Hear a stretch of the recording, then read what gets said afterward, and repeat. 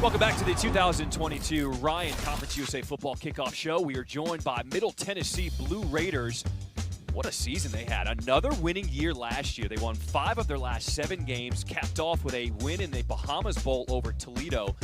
Jordan Ferguson leading the way with 58 tackles for the team. Season, they open soon, September the 3rd against James Madison. And we are joined by head coach Rick Stockstill, wide receiver Jalen Lane, defensive end Jordan Ferguson.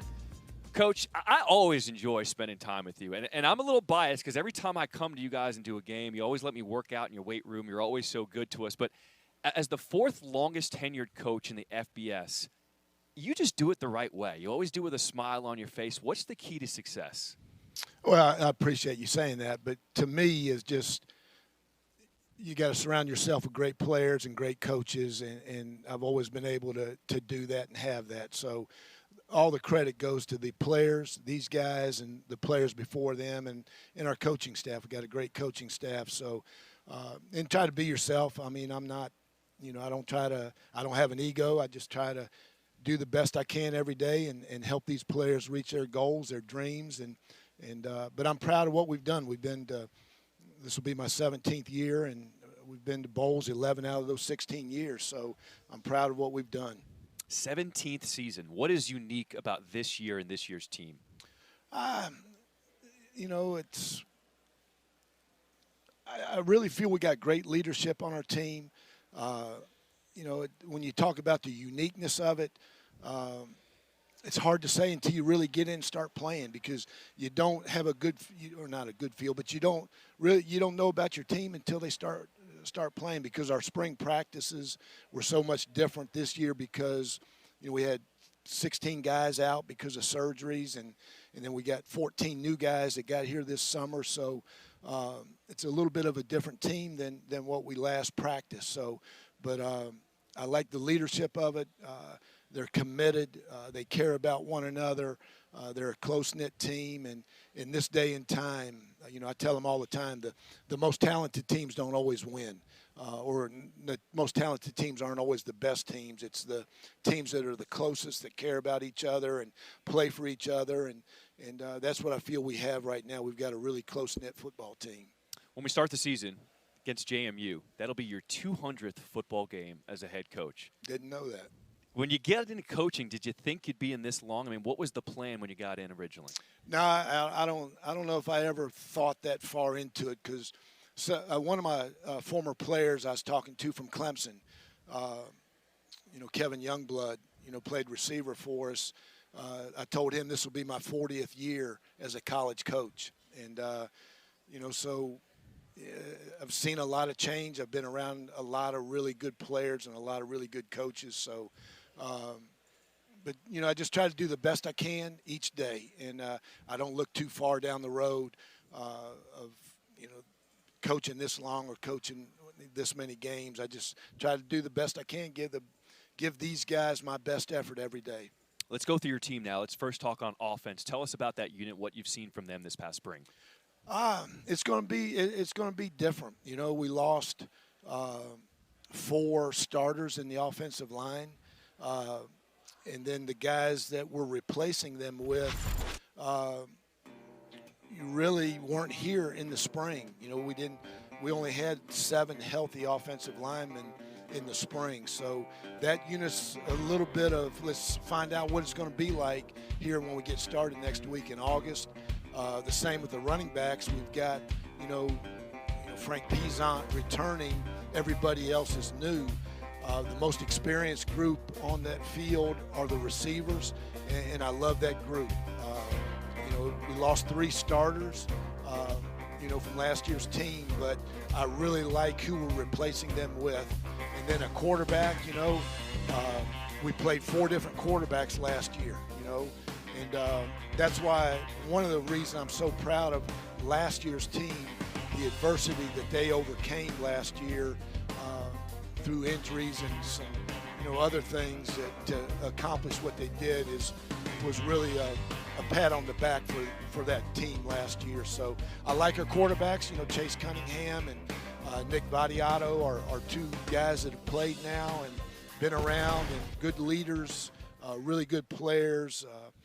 Chase didn't go through spring because he was rehabbing his knee injury, and then Nick had a really good spring. He got better every day, and then Kyle Lowe, who's a true freshman, came in and got better each day there. So I like our team offensively, where we're at there, and then defensively.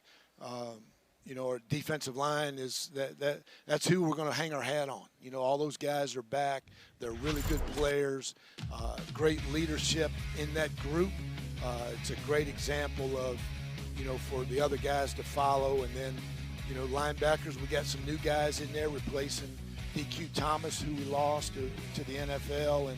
But we got some good players there. And then, in the secondary, we lost some guys. Reed Blankenship, who's with the Eagles, and but I'm excited about those guys coming in, and they're hungry. I think we're a hungry group, a hungry team. We got all our kickers back. Kyle Ulbrich at punter, Zeke Rankin at our place kicker, and then Brody, is Brody Butler, who's our long snapper. So I like where we're at. I like our team, and I think we got a good edge about ourselves going into camp. What have you seen from your team so far that tells you we're hungry? Like, we have that edge. I like this. How hard they've worked. They've done a great job from when we came back.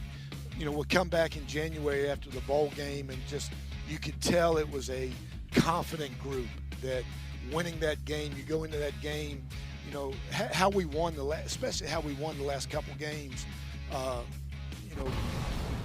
We had 10 guys or 14 guys that didn't practice going into the FAU game because they got the flu. Ferg got the flu Friday morning before we leave. He can't even practice. That Friday gets on the plane. He stays in his room, doesn't eat, doesn't come around anybody. Wakes up Saturday morning and still doesn't feel very good, and goes out and has a phenomenal game, scores a touchdown to kind of ice it. And then you go into the bowl game and you lose 4 starters the night before because, they tested positive. You're a 10-point dog, and you come out and you really dominate that game. It was a lot closer score than, to me, and what it actually was. But just how they competed, so they came back confident.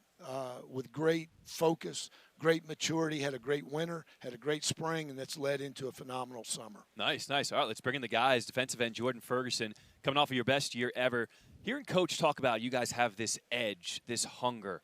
Where does that come from, and how have you seen that amongst your team? Man, it's great to be here. I want to start off by saying that, but it just comes from, winning off with a bowl win, and we know what it feels like to be on the winning side. And you got so many guys that left, and there's a lot of people on the outside are saying that we got so much production to make up for, but we got guys we're ready to go right now who I can't wait to show what they can do.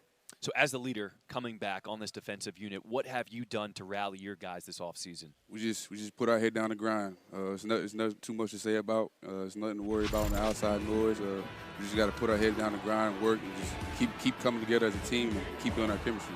You capped off your season in a special way, not just with a win in the Bahamas Bowl, but you started your own community service project. Tell us about that and why that was so important to you to get in the community.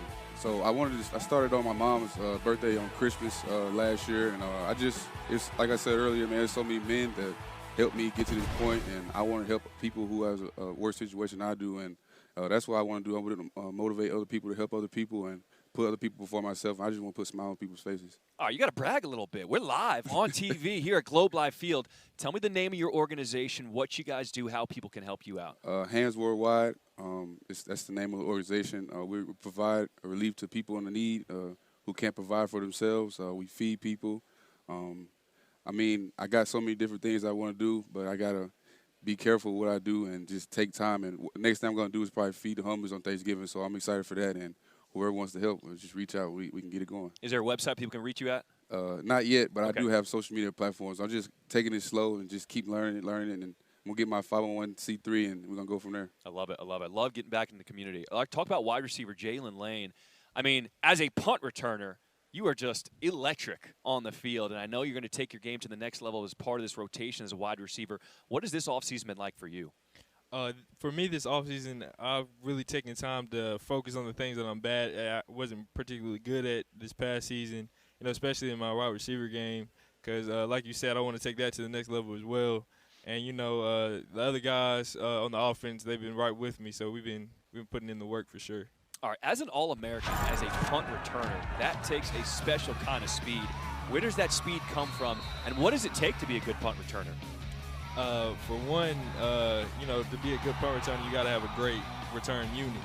And all the credit goes to those guys because they bust their tail every week, every practice, blocking for me.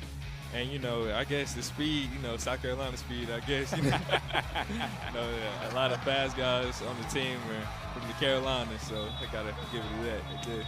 Tell me about your wide receiver group heading into this season, and specifically what you worked on with your wide receivers to make sure you guys can have a good year.